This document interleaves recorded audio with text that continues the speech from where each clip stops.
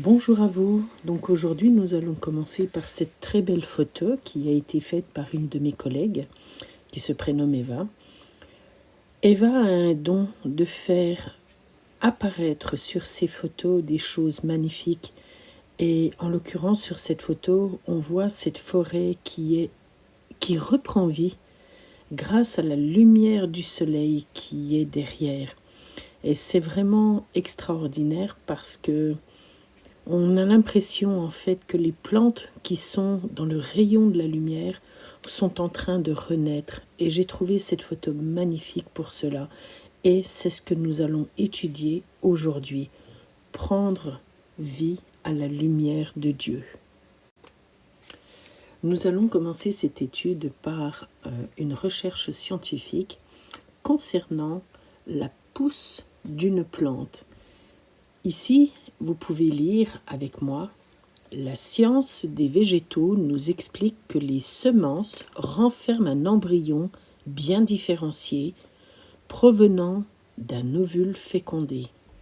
Cette fécondation se réalise à l'abri de la lumière. C'est la germination.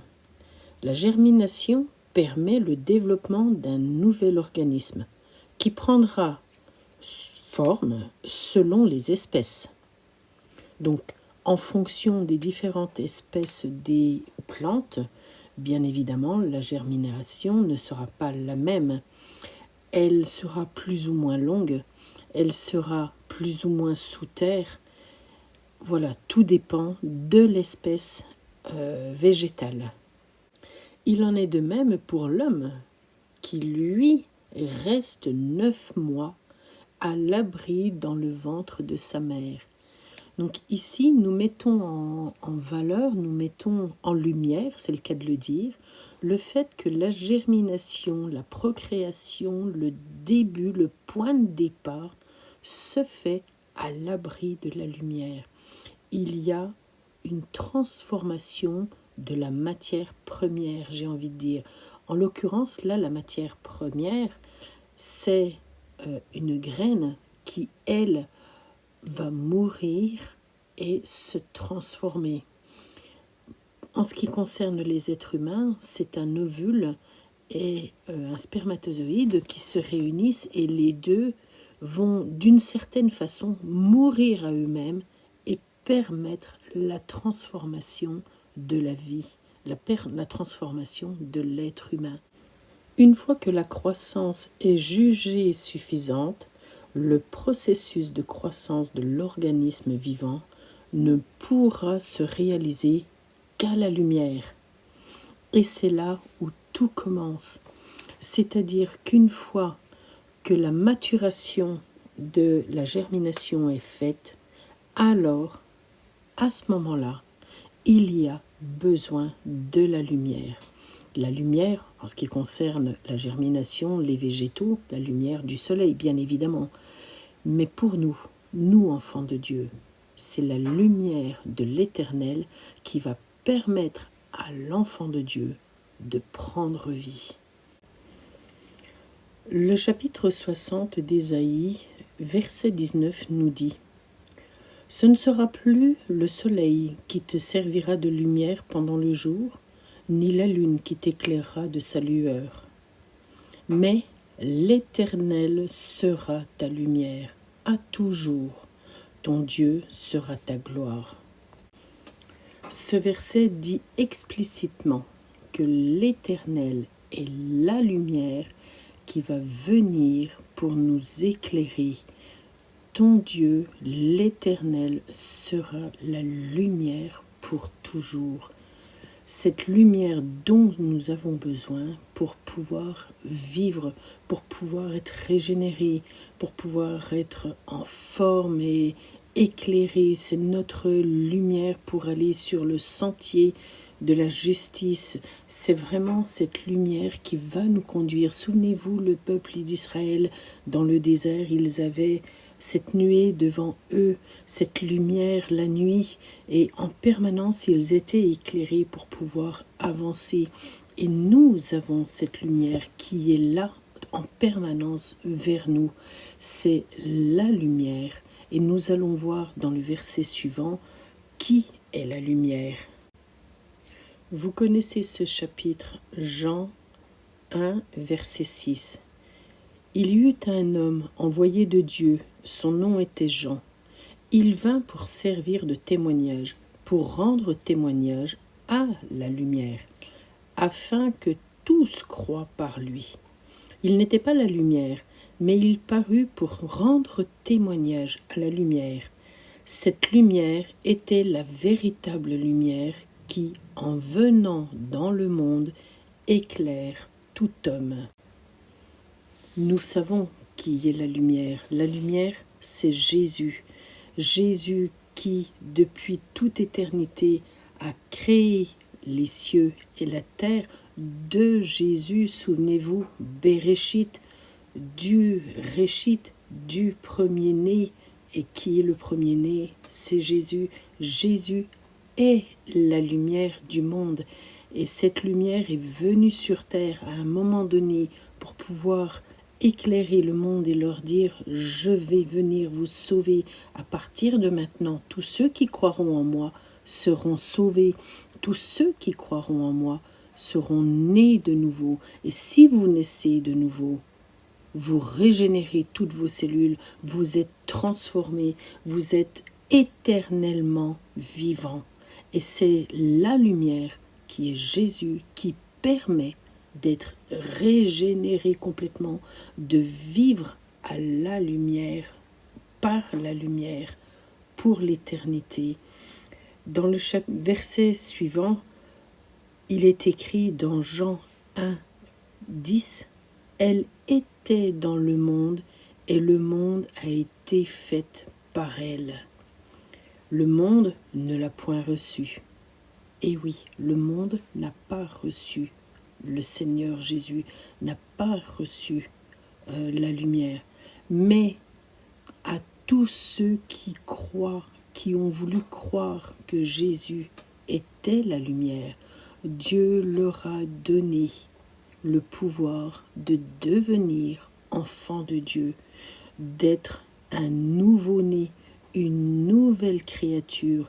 Et comme tout nouveau-né, la vie commence, reprend, et d'un seul coup, comme la photo que j'ai montrée au départ, la vie va renaître et toute la vie de l'être humain va être transformée grâce à la lumière de Jésus.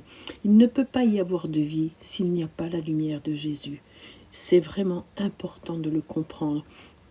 Vous ne pouvez pas espérer la vie éternelle sans la lumière de Jésus. C'est vraiment elle qui va vous transporter, qui va vous emmener, qui va vous conduire jusqu'au Père. C'est elle qui va régénérer tout votre être et qui va vous permettre d'avoir une nouvelle création, une nouvelle nature, un nouveau corps, des nouvelles pensées. Ce n'est pas de l'ancien qui est transformé. Non, non, non, non. Il faut arrêter d'imaginer que c'est notre ancienne nature qui est transformée. Pas du tout. Lorsqu'on devient enfant de Dieu, lorsqu'on passe par la résurrection, lorsqu'on passe par la croix, puis la résurrection, lorsqu'on commence par mourir à nous-mêmes, comme les cellules dont on parlait au départ, et ensuite on reprend surface à la lumière de Jésus, là, c'est toute une vie nouvelle qui apparaît. Vous savez, les plantes, chaque année, chaque saison, elles tombent, si on prend les plantes qui sont dans les arbres, elles tombent des arbres, elles vont en terre, elles meurent. Et l'année suivante, c'est une nouvelle plante qui renaît. Ce n'est pas l'ancienne plante, c'est une nouvelle plante. C'est ça qui est merveilleux. Lorsqu'un ovule et un spermatozoïde entrent en contact, ce n'est pas un spermatozoïde ou un ovule qui vont naître. Non, ils vont mourir à eux-mêmes et là, c'est une nouvelle naissance, un nouvel être qui apparaît.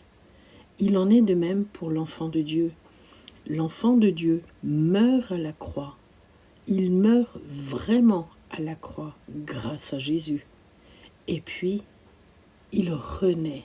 Il renaît grâce à la résurrection de Jésus.